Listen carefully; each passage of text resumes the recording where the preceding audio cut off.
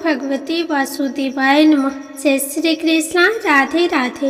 हे प्रिय भक्तों, करवा चौथ का व्रत रखने वाली सभी बहनों को करवा चौथ की हार्दिक शुभकामनाएं। हिंदू धर्म में करवा चौथ का विशेष महत्व माना गया है। वैदिक पंचांग के अनुसार करवा चौथ का व्रत हर वर्ष कार्तिक मास के कृष्ण पक्ष की चतुर्थी तिथि को रखा जाता है। इस दिन हर सुहागिन महिलाएं अपने पति की लंबी आयु के लिए व्रत रखती है। वहीं इस व्रत को कुंवारी कन्याएं भी रखती है। वे अच्छे वर की कामना के लिए करवा चौथ का व्रत करती है। इस दिन महिलाएं चांद निकलने तक अन्न जल का त्याग करके निराहार व्रत रखती है और शाम को चंद्रमा उदय होने पर ही चंद्रमा को अर्घ्य देकर उसके बाद में अपने व्रत का पारण करती है। हे प्रिय भक्तों, पंचांग के अनुसार साल 2024 में कार्तिक महीने की कृष्ण पक्ष की चतुर्थी तिथि जो कि 20 अक्टूबर रविवार को सुबह 6:46 से प्रारंभ होगी और 21 अक्टूबर सोमवार को सुबह 4:16 पर समाप्त होगी। उदया तिथि के अनुसार करवा चौथ का व्रत 20 अक्टूबर रविवार को रखा जाएगा। इस दिन पूजा मुहूर्त का समय होगा 5:46 से 7:02 तक। चांद निकलने का समय होगा शाम 8:54 पर। इस दिन सुबह जल्दी उठे और नित्य कर्मों से निवृत्त होकर स्नान करें और व्रत का संकल्प ले। चौथ के व्रत में हमेशा कहानी दोपहर 1 बजे के बाद में कही जाती है। जब भी आप कहानी कहे तो ध्यान रखें कि राहु काल का समय नहीं होना चाहिए। इस दिन 20 अक्टूबर रविवार को राहु काल का समय 4:30 बजे से 6 बजे तक रहेगा। तो इस समय से पहले आप कहानी सुन ले या फिर इसके बाद सुने। हे प्रिय भक्तों, अब अपने अखंड सौभाग्य की कामना करते हुए आइए सुनते हैं करवा चौथ की संपूर्ण व्रत कथा। तो कथा को श्रद्धा भाव से पूरा अवश्य सुनिएगा। हे प्रिय भक्तों, आइए कथा का शुभारंभ गणेश भगवान की कथा से करते हैं। एक बार गणेश जी भगवान एक बहुत सुंदर गांव से गुजर रहे थे। इस गांव के खेत हरे भरे थे। सुबह का समय था। ठंडे पवन का आनंद लेते हुए गणेश जी मूषक पर सवार होकर चले जा रहे थे। इतने में वह एक खेत से गुजरे तो आनंदवश फसलों में हाथ फिरा दिया। गणेश जी के ऐसा करने से उस फसल के कुछ दाने हाथ में आ गए। अब गणेश जी को पछतावा हुआ कि उन्होंने तो चोरी कर ली। भले ही उन्होंने जानबूझकर नहीं चुराया, लेकिन अब फसल के दाने तो उनके हाथ में आ गए। गणेश जी ने गिने तो वह 12 थे। अब गणेश जी ने उस खेत के मालिक को खोजा और उन सेठ जी के यहाँ 12 साल की नौकरी पर लग गए। एक दिन सेठानी राख से हाथ धोने लगी तो गणेश जी ने सेठानी का हाथ पकड़कर मिट्टी से हाथ धुलवा दिया। सेठानी ने सेठ जी से शिकायत की और कहा कि देखो, नौकर ने मेरा हाथ पकड़ लिया। सेठ जी ने गणेश को बुलाकर पूछा कि तुमने सेठानी का हाथ क्यों पकड़ा? गणेश जी ने बोला कि मैंने तो बस ये कह रहा था कि राख से हाथ धोने से घर की लक्ष्मी नाराज होकर घर से चली जाती है और मिट्टी से हाथ धोने से आती है। सेठ जी ने सोचा कि गणेश ठीक कह रहा है। थोड़े दिनों बाद कुंभ का मेला आया। सेठ जी ने कहा, गणेश, सेठानी को कुंभ के मेले में स्नान करा के ले आओ। सेठानी किनारे पर बैठकर नहा रही थी तो गणेश जी ने उनका हाथ पकड़कर आगे डुबकी लगवा लाए। घर आकर सेठानी ने सेठ से कहा कि गणेश ने तो मेरी इज्जत ही नहीं रखी और इतने सारे आदमियों के बीच में मुझे घसीटकर आगे पानी में ले गए। तब सेठ जी ने गणेश जी को पूछा कि ऐसा क्यों किया? तो गणेश जी ने कहा कि सेठानी किनारे बैठकर गंदे पानी से नहा रही थी तो तो मैं आगे अच्छे पानी में डुबकी लगवाकर ले आया। इससे अगले जन्म में बहुत बड़े राजा और राजपाट मिलेगा। सेठ जी ने सोचा कि गणेश ठीक कह रहा है। एक दिन घर में पूजा पाठ हो रही थी, हवन हो रहा था। सेठ जी ने गणेश को कहा कि जाओ सेठानी को बुलाकर ले आओ। गणेश सेठानी को बुलाने गए तो सेठानी काले चुनरी ओढ़कर चलने लगी, तो गणेश जी ने काले चुनरी फाड़ दी और कहा कि लाल चुनरी ओढ़ के चलो। सेठानी नाराज होकर सो गई। सेठ जी ने आकर पूछा क्या बात है, तो सेठानी ने बोला कि गणेश ने मेरी चुनरी फाड़ दी। सेठ जी ने गणेश को बुलाकर बहुत डांटा, तो गणेश जी ने कहा पूजा पाठ में काला वस्त्र नहीं पहनते हैं, इसीलिए मैंने लाल वस्त्र के लिए कहा। काला वस्त्र पहनने से कोई भी शुभ काम सफल नहीं होता है। फिर सेठ जी ने सोचा कि गणेश है तो समझदार। एक दिन सेठ जी पूजा करने लगे तो पंडित जी ने बोला कि वो गणेश जी की मूर्ति लाना भूल गया, अब क्या करे। तो गणेश जी ने बोला कि मेरे को ही मूर्ति बनाकर विराजमान कर लो, आपके सारे काम सफल हो जाएंगे। यह बात सुनकर सेठ जी को भी बहुत गुस्सा आया और बोला कि तुम तो अब तक सेठानी से ही मजाक करते थे, मेरे से भी करने लग गए। तो गणेश जी ने कहा मैं मजाक नहीं कर रहा हूँ, मैं सच बता रहा हूँ। इतने में ही गणेश ने गणेश जी का रूप धारण कर लिया और सेठ और सेठानी ने ही गणेश जी की पूजा की। पूजा खत्म होते ही गणेश जी अंतर्ध्यान हो गए। सेठ सेठानी को बहुत धोखा हुआ और उन्होंने कहा कि हमारे पास तो गणेश जी रहते थे और हमने उनसे इतना काम कराया। तो गणेश जी ने सपने में आकर सेठ जी को कहा कि आपके खेत से मैंने 12 अनाज के दाने तोड़ लिए थे, उसी का दोष उतारने के लिए मैंने आपके यहाँ काम किया था। सेठ जी के करोड़ों की माया हो गई। हे गणेश जी महाराज, जैसा सेठ जी को दिया वैसा सबको देना, कहते को सुनते को और सारे परिवार को देना। जय श्री गणेश जी। हे प्रिय भक्तों, अब आप सुनिए करवा चौथ की पहली कथा। प्राचीन काल में करवा नाम की एक पतिव्रता स्त्री अपने पति के साथ नदी के किनारे एक गांव में रहती थी। कार्तिक मास के कृष्ण पक्ष की चतुर्थी तिथि को उसका पति नदी में स्नान करने के लिए गया। स्नान करते समय एक मगरमच्छ ने उसका पैर पकड़ लिया। अपने पत्नी का नाम करवा करवा लेकर मदद के लिए पुकारने लगा। आवाज सुनकर उसकी पत्नी दौड़कर आई और उसने मगरमच्छ को कच्चे धागे से बांध दिया। मगरमच्छ को बांधकर वह यमराज के यहाँ पहुंची और बोली, भगवान, मगरमच्छ ने मेरे पति का पैर पकड़ लिया है, अतः पैर पकड़ने के अपराध में आप उसे अपने बल से उस मगरमच्छ को नरक में ले जाओ। यमराज ने कहा, अभी मगरमच्छ की आयु शेष है, अतः मैं उसे नहीं मार सकता। इस पर करवा ने कहा, यदि आप ऐसा नहीं करेंगे तो मैं आपको श्राप देकर नष्ट कर दूंगी।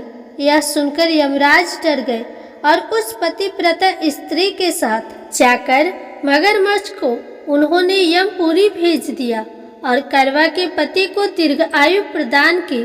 उसी दिन से यह करवा चौथ मनाई जाती है और सुहागिन स्त्रियों के द्वारा यह व्रत रखा जाता है। हे करवा माता, जैसे तुमने अपने पति की रक्षा की, वैसे ही व्रत करने वाले, कथा कहने वाले तथा कथा सुनने वाले की पति की रक्षा करना। प्रेम से बोलो करवा माता की जय। हे प्रिय भक्तों, अब आप सुनिए करवा चौथ की दूसरी कथा। अन्नदाता कहने लगे कि जिस समय अर्जुन नीलगिरी पर तप करने के लिए चले गए तो उनके पीछे द्रौपदी खीन होकर चिंता करने लगी कि अर्जुन ने बड़ा कठिन कर्म आरंभ किए हैं, किंतु विघ्न डालने वाला शत्रु अनेक है। इस प्रकार सब विघ्नों को नाश करने का उपाय पूछने लगे। द्रौपदी ने कहा कि हे सर्व जगत के नाथ, आप मुझे ऐसा व्रत बतलाने की कृपा करें जिसको करने से सभी विघ्न दूर हो जाए। श्री कृष्ण ने कहा, हे महाभाग, श्री पार्वती जी ने भगवान शंकर जी से यही प्रश्न किया था। तब श्री शंकर जी ने पार्वती जी से जो कहा था वही करवा चौथ व्रत का महत्व तुमसे बताता हूँ। तुम ध्यान पूर्वक सुनो, यह सभी प्रकार के विघ्नों का नाश करने वाला है। श्री पार्वती जी ने कहा कि भगवान, यह करवा चौथ व्रत कैसे किया जाता है तथा इसका विधान क्या है? क्या पहले भी इस व्रत को किसी ने किया था? शंकर जी बोले, हे पार्वती, अनेक प्रकार के रत्नों से शोभ्यमान, चांदी और सोने की भवनों से भरी, विद्वान पुरुषों से सुशोभित, लोगों को वश में करने वाली दिव्य स्त्रियों से शोभायमान, जहाँ पर सदैव ही वेद ध्वनि होती है, ऐसे स्वर्ग से भी मनोहर परम रमणीक दिल्ली शहर में एक वेद शर्मा नाम का ज्ञानी ब्राह्मण रहता था। उसकी पत्नी का नाम लीलावती था। उसको महापराक्रमी 7 पुत्र और संपूर्ण लक्ष्यों से युक्त वीरवती नाम की एक कन्या उत्पन्न हुई। उसकी आंखें नील कमल के समान और उसका चेहरा चंद्रमा के समान था। उसके विवाह के योग्य समय आ जाने पर वेद शर्मा ने एक वेद शास्त्र के ज्ञाता विद्वान ब्राह्मण के साथ उसका विवाह कर दिया। विवाह के कुछ दिन बाद वीरवती ने अपने भाभियों के साथ गौरा का व्रत किया। फिर कार्तिक कृष्ण चतुर्थी के दिन व्रत उपवास कर संयम काल में स्नान कर सभी ने वट वृक्ष का चित्र बनाकर उसके नीचे शंकर जी, गणेश जी, स्वामी कार्तिकेय के साथ माता पार्वती जी का चित्र बनाया और ओम नमः शिवाय इस मंत्र से गंध पुष्प और अक्षत आदि से गौरी जी का पूजन किया। फिर शिव जी, गणेश जी तथा सदानंद का अलग अलग पूजन करती हुई पकवान अक्षत दीपक से युक्त 10 करवा और गेहूं के आटे और गुड़ से बने हुए पकवान तथा और भी अनेक प्रकार के फल आदि भोज्य पदार्थ को अर्पण करके अर्घ्य देने के लिए चंद्रोदय की प्रतीक्षा करने लगी। इसी बीच वीरवती बाला भूख प्यास की पीड़ा से मूर्छित होकर गिर पड़ी। तब उसके भाइयों को यह पीड़ा सहन नहीं हो पाए और उन्होंने नगर के पास की पहाड़ी पर एक दीपक जलाया और उसे चलने के आगे रखकर बहन से कह दिया, बहन, चांद निकल आया, अब तुम अपना व्रत खोल सकती हो। ब्राह्मण की पुत्री अपनी भाभियों से कहने लगी, भाभिया, चांद निकल आया, चलो अर्घ्य देकर भोजन कर लेते हैं। सभी भाभियाँ बोली, नहीं बाई जी, ये तो आपका चांद निकला है, हमारा चांद अभी निकलने में समय है। भूख प्यास से व्याकुल वो अर्घ्य देकर भोजन करने बैठ गई। जैसे ही पहला निवाला खाने लगी तो उससे छींक आ गई। दूसरा निवाला खाने लगी तो उसमें बाल आ गया। जैसे ही तीसरा निवाला तोड़ी तो ससुराल से बुलावा आ गया, पति बीमार है, जैसे भी हालत में हो तुरंत पहुँचे। उसकी माँ उसे विदा करने के लिए बक्से में से कपड़े निकालने लगे।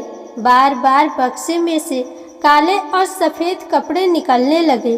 तब माँ घबरा गई और बेटी से बोली, बेटी, रास्ते में जो भी छोटा बड़ा मिले उसके पैर छूती जाना, और जो कोई भी गुड़ सुहागन होने का आशीर्वाद दे तो वही अपने पल्ले में गांठ बांध लेना।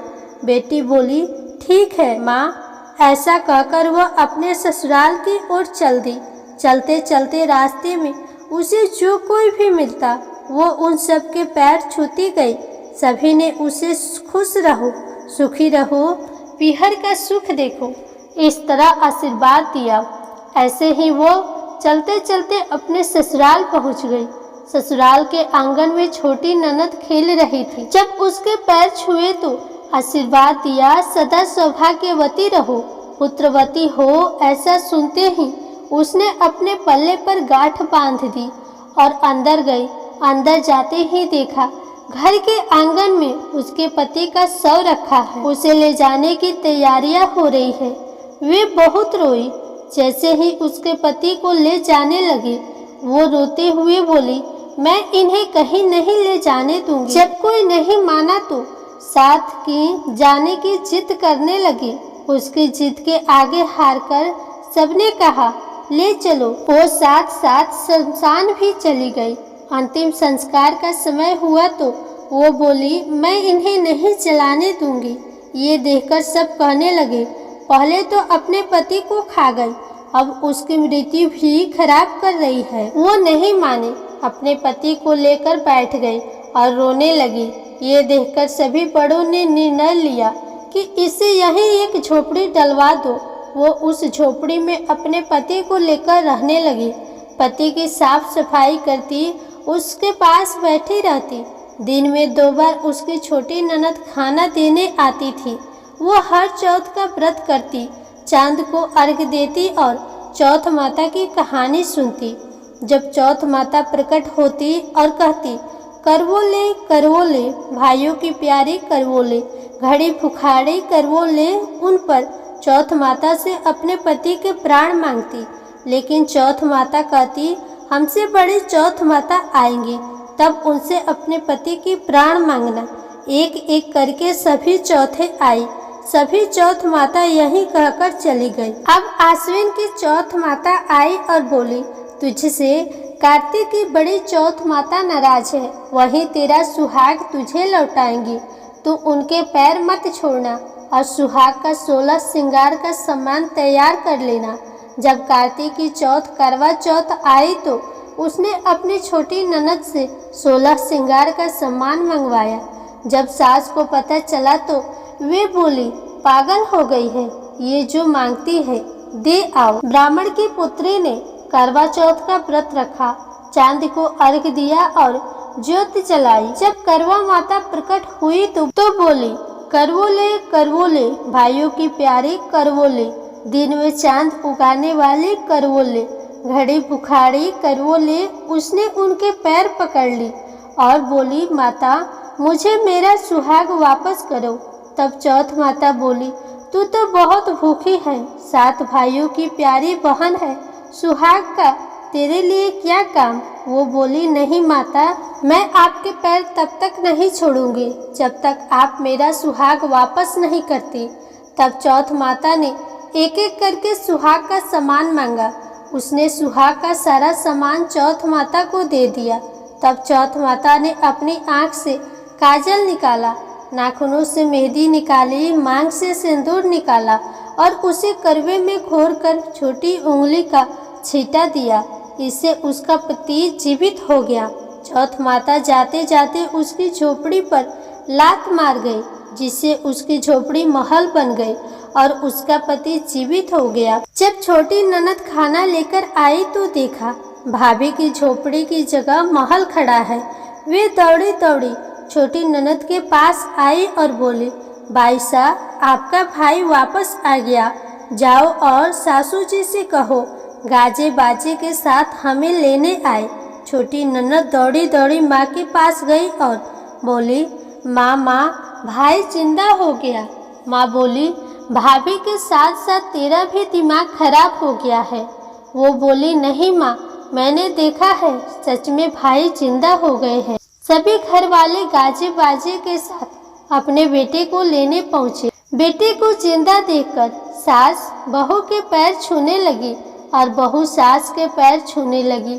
बहू बोली, माताजी देखो आपका बेटा वापस आ गए। सास बोली, मैंने तो इस बेटे को साल भर पहले ही भेज दिया था, ये तो तेरे भाग्य से वापस आया है। हे चौथ माता, जैसा दुख आपने पहले ब्राह्मण की पुत्री को दिया वैसा किसी को भी मत देना, और जैसा सुख आपने बाद में उसे दिया वैसे सबको देना। उपवास करने वाले, कथा सुनने वाले, कथा कहने वाले तथा हुनकारा भरने वाले सभी पर अपनी कृपा बनाए रखना। प्रेम से बोलिए करवा माता की जय। हे प्रिय भक्तों, अब आइए करवा चौथ की तीसरी कथा को सुनते हैं। पौराणिक कथा के अनुसार किसी गांव में एक सेठ सेठानी रहते थे। उनके एक बेटा और एक बहू भी थे। उनके बहू का नियम था, सबको भोजन कराने के बाद स्वयं भोजन करती थी। उनके एक पड़ोसन जो रोज उनके घर आती और रोज ही ये पूछती कि आज तुम्हारे घर क्या बना है, और बहू भी रोज यही कहती कि ठंडो बासी भोजन। एक दिन बहू ने बहुत सारे पकवान बनाए थे।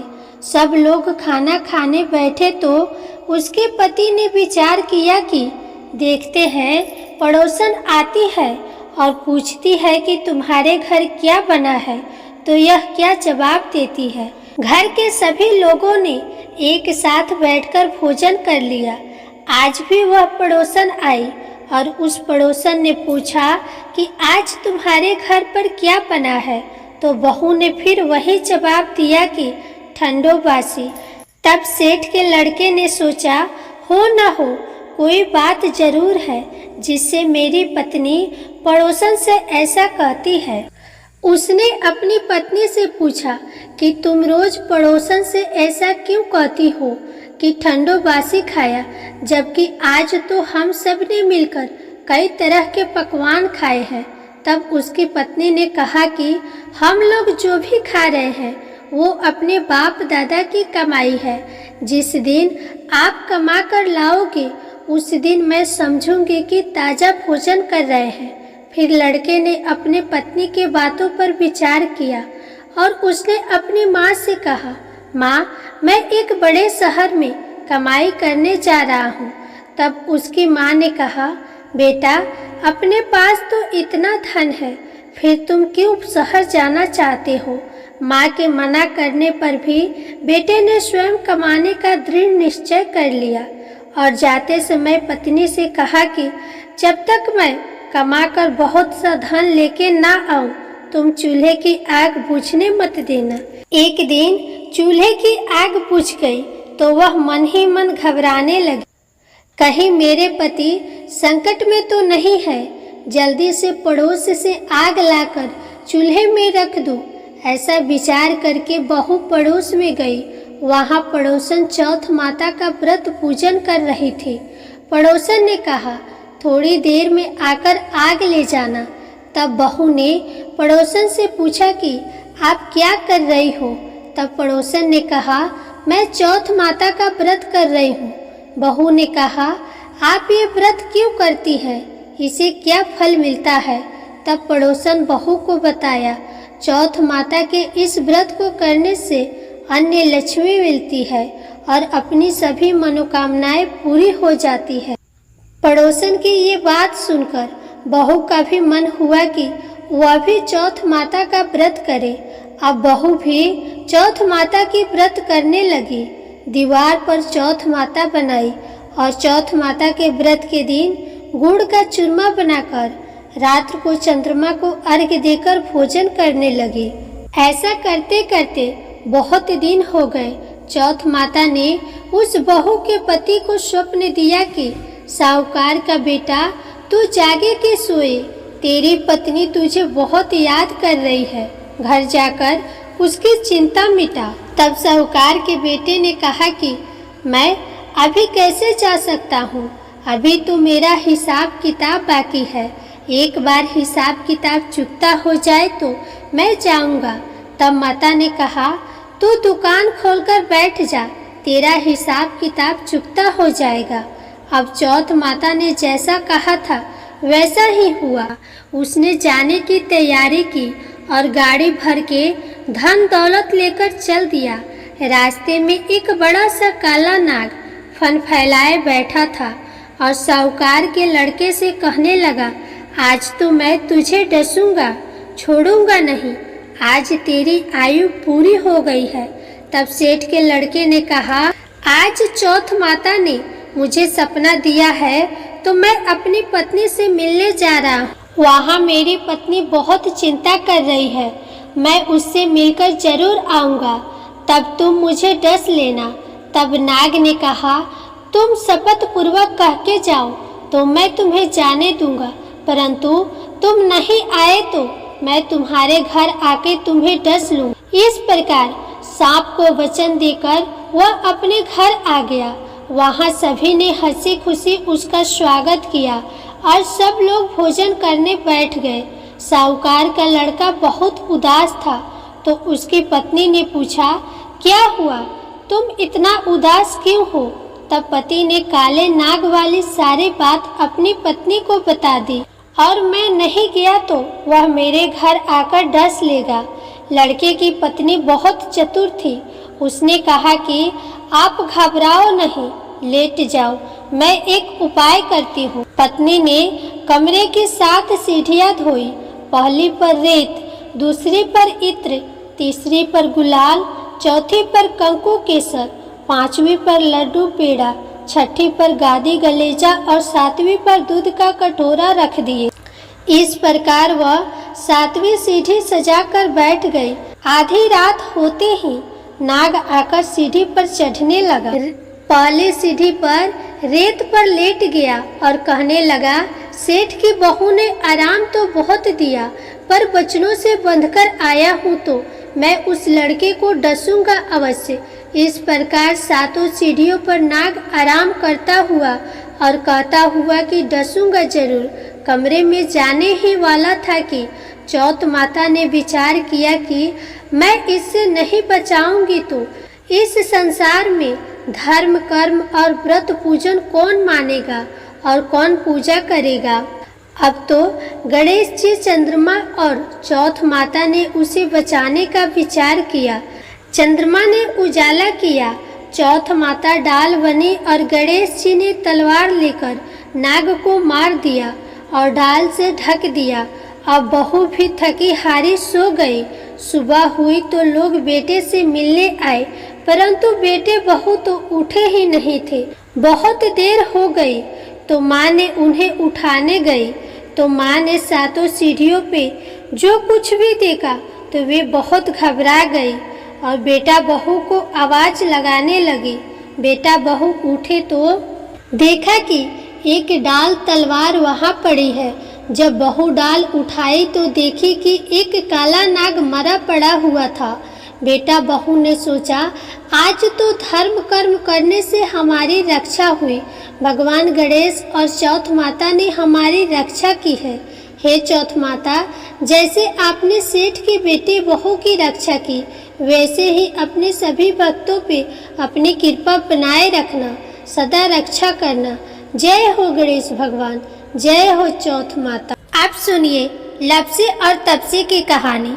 एक लपसी था, एक तपसी था। तपसी हमेशा भगवान की तपस्या करता था, लेकिन उसे चोरी करने की आदत थी। लपसी हमेशा 1.25 सेर की लपसी बनाता और सबसे पहले भगवान को भोग लगाता, उसके बाद में स्वयं भोजन करता। दोनों भाइयों का यही नियम था। एक दिन किसी बात को लेकर दोनों भाइयों में कहा सुनी हो गई।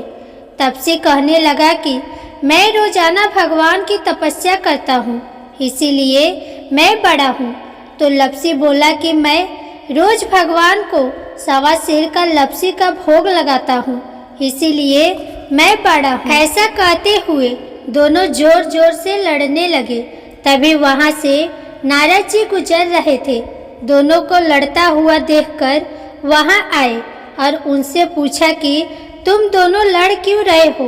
तो दोनों ने अपने आप को बड़ा बताया और साथ में बड़ा होने का कारण भी बताया। तो नारद जी बोले कि इसका फैसला मैं कर दूंगा, कल आकर बता दूंगा कि कौन बड़ा है। दूसरे दिन लपसी और तपसी नहाकर अपने रोज की भक्ति करने आए तो नारद जी ने छुपकर 1.25 करोड़ की एक अंगूठी उन दोनों के आगे रख दी। जैसे ही भक्ति करते हुए तपसी की नज़र उस अंगूठी पर पड़ी तो उसने चुपचाप से उठाई और अपने पैर के नीचे दबा दी। लपसी की नज़र अंगूठी पर पड़ी, लेकिन उसने ध्यान नहीं दिया। उसने पहले भगवान को भोग लगाया और फिर स्वयं भोजन करने के लिए बैठ गया। थोड़ी ही देर बाद नारद जी सामने आए तो दोनों ने पूछा कि अब बताओ, हम दोनों में से कौन बड़ा है? तो नारद जी ने तपसी से कहा, तपस्या तो तुम करते हो, इतनी तपस्या करने के बाद भी तुम्हारी चोरी करने की आदत नहीं गई। यह अंगूठी मैंने ही तुम दोनों के आगे रखी थी। मैं ये देखना चाहता था कि तुम दोनों में से किनके मन में लालच है, तो तूने तो अंगूठी दिखाई पड़ते ही झट से अपने पैर के नीचे दबा ली। लेकिन लप्सी का ध्यान अंगूठी पर जाने के बाद भी लप्सी ने अंगूठी को नहीं उठाया और ना ही ध्यान दिया। उसने सिर्फ अपने भगवान में ही ध्यान रखा, उन्हें भोग लगाया और बाद में भोजन करने लगा। इसीलिए लप्सी बड़ा है और तुम्हें तुम्हारी तपस्या का कोई भी फल नहीं मिलने वाला। जितनी चाहे मर्जी तुम तपस्या कर लो, तुम्हें इसका कोई भी फल नहीं मिलेगा। तो तपसी को यह सुनकर बहुत ही दुख हुआ और वह शर्मिंदा होकर नारद जी से माफ़ी मांगने लगा कि आज तक मेरी गलती माफ़ करो और मुझे बताओ कि मेरी तपस्या का फल कैसे मिलेगा। आज के बाद कभी भी मैं चोरी नहीं करूँगा। तो नारद जी ने कहा कि यदि कोई गाय या कुत्ते के लिए रोटी नहीं बनाएगा तो उसका फल तुझे मिलेगा। यदि कोई व्यक्ति ब्राह्मण को भोजन करवाकर उसे दक्षिणा नहीं देगा तो उसका फल भी तुझे ही मिलेगा। अगर किसी को सूट साड़ी देगा और उसके साथ भेंट स्वरूप कुछ रुपये नहीं देगा तो उसका फल भी तुझे ही मिलेगा। अगर कोई व्यक्ति दिए से दिया जलाएगा तो उसका फल भी तुझे ही मिलेगा। अगर कोई औरत आंगन लिपकर चौका नहीं लिपेगी तो उसका फल भी तुझे ही मिलेगा। यदि कोई व्रत कथा में सारी कहानी सुन ले लेकिन तुम्हारी कहानी ना सुने तो उसका फल भी तुझे ही मिलेगा। उसी दिन से हर व्रत कथा और कहानी के साथ लप्सी तपसी की कहानी कही और सुनी जाती है। प्रेम से बोलिए भगवान श्री लक्ष्मी नारायण की जय, तुलसी माता की जय, एकादशी माता की जय, भगवान गणेश की जय। अब आप सुनिए एकादशी माता की आरती। पौराणिक कथा के अनुसार बहुत समय पहले की बात है। किसी नगर में एक प्रतापी राजा रहता था। राजा के एक बेटा और एक बहू थी। एक दिन बहू ने चोरी से मिठाई खा ली और नाम चूहे को लगा दिया, जिस कारण चूहे को बहुत गुस्सा आया। उसने मन ही मन निश्चय किया कि वह चोर को राजा के सामने लेकर आएगा। एक दिन राजा के यहाँ कुछ मेहमान आए हुए थे। रात को वे सभी एक कमरे में सो गए। बदले की आग में जल रहे चूहे ने बहू की साड़ी को ले जाकर मेहमान के पलंग पर रख दिया। सुबह जब मेहमानों की आंखें खुली तो उन्होंने रानी की साड़ी को वहां पर देखा और वे हैरान हो गए। जब राजा को इस बात का पता चला तो उन्होंने अपनी बहू को चरित्रहीन समझकर महल से निकाल दिया। रानी रोज शाम में दिया जलाती और ज्वार उगाने का काम करती थी। वह रोज पूजा करती और गुड़ धानी का प्रसाद बांटती थी। एक दिन राजा उसी रास्ते से जा रहे थे तो उनकी नजर उन दियों पर पड़ी जो जगमगा रही थी। जब राजा वापस राजमहल में आए तो उन्होंने सैनिकों को जंगल में भेजा और कहा कि देखकर आओ वहाँ क्या चमत्कारी चीज थी। सैनिक जंगल में उस पीपल के पेड़ के नीचे गए। उन्होंने देखा कि दिए आपस में बात कर रहे थे। सभी अपनी अपनी कहानी बता रहे थे। तभी एक शांत से दिए से सभी ने सवाल किया कि तुम भी अपनी कहानी बताओ। तब दिए ने कहा कि वे राजा के घर का दिया है और यह दिया रानी ने जलाया है। फिर उसने बताया कि एक दिन रानी ने मिठाई चोरी करके खा ली और नाम चूहे पर लगा दिया, जिस कारण चूहों ने रानी की साड़ी मेहमान के पलंग पर रख दी और बेकसूर रानी को सजा मिल गई। सैनिक दिए की बात सुनकर हैरान हो गए और वापस राजमहल में आ गए। फिर उन्होंने राजा को पूरी बात बताई, जिसके बाद राजा ने अपनी बहू को महल में वापस बुलवा लिया और अपनी व्यवहार के लिए क्षमा मांगे और सभी खुशी खुशी रहने लगे। तो प्रेम से बोलिए शंकर भगवान की जय, माता पार्वती की जय।